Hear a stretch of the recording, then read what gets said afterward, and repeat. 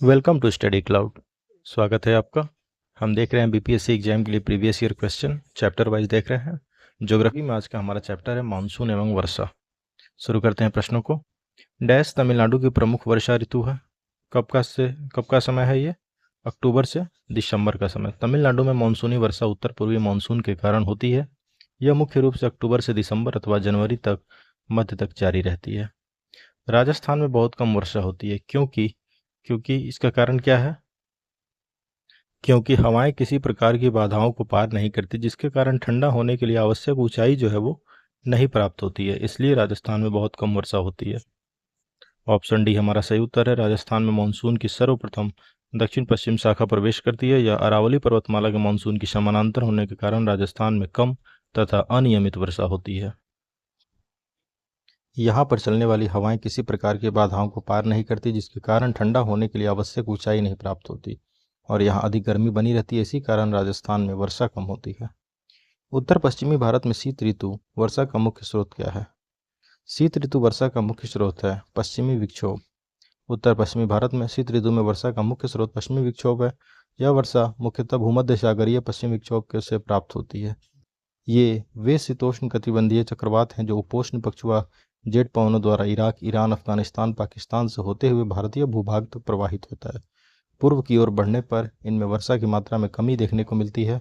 राजस्थान में इस वर्षा को मावट कहा जाता है। पश्चिमी विक्षोभ से औसत वार्षिक वर्षा का लगभग 3% प्राप्त होता है। भारत के उत्तर पश्चिमी भाग में शीत ऋतु में वर्षा का प्रमुख कारण है पश्चिमी विक्षोभ। दंडकारण्य में सर्वाधिक वर्षा किससे होती है? ग्रीष्मकालीन चक्रवात से। दंडकारण्य में सर्वाधिक वर्षा ग्रीष्मकालीन चक्रवात के कारण होती है, जिसका मुख्य कारण वहाँ की स्थलाकृति है।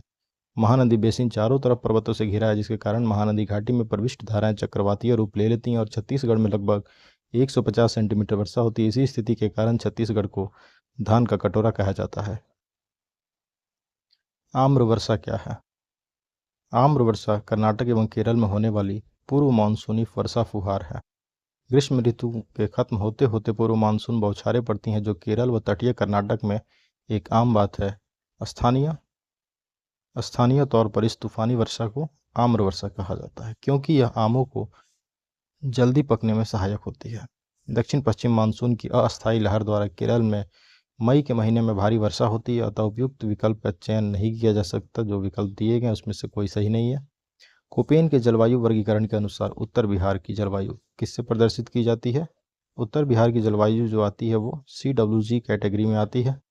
कोपेन ने अपने जलवायु वर्गीकरण का आधार तापमान तथा वर्षण के मासिक मानों को रखा है। कोपेन की जलवायु वर्गीकरण के अनुसार उत्तर बिहार की जलवायु CWG से प्रदर्शित की जाती है।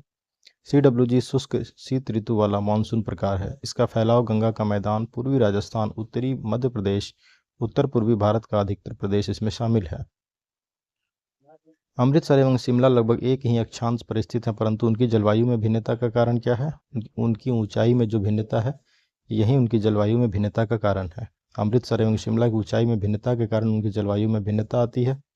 उल्लेखनीय है कि 165 मीटर के ऊपर दूरी तय करने पर तापमान में 1 डिग्री सेंटीग्रेड की गिरावट आ जाती है। अतः शिमला ऊंचाई पर स्थित होने के कारण यहाँ के तापमान में गिरावट दर्ज की जाती है। किन राज्यों में से किस राज्य में जाड़े के मौसम में बारिश मिलती है? निम्न राज्यों में से किस राज्य में जाड़े के सीजन में बारिश मिलती है?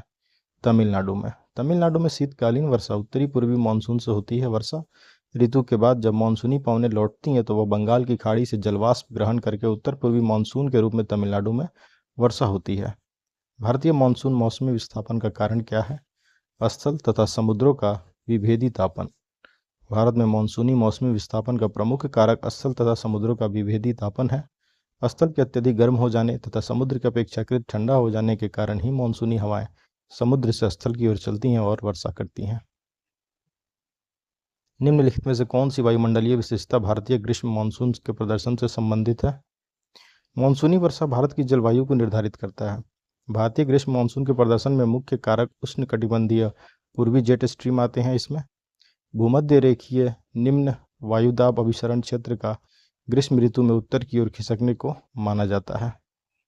तो इसमें कौन से आते हैं, कौन से वायुमंडलीय विशेषताएं जो भारतीय ग्रीष्म मानसून से प्रदर्शित से संबंधित है? तो इसमें मुख्य कारक है उष्णकटिबंधीय पूर्वी जेट स्ट्रीम। भारत में शक्तिशाली एल नीनो कारण है किसका? सूखे का। सूखे का कारण है एल नीनो।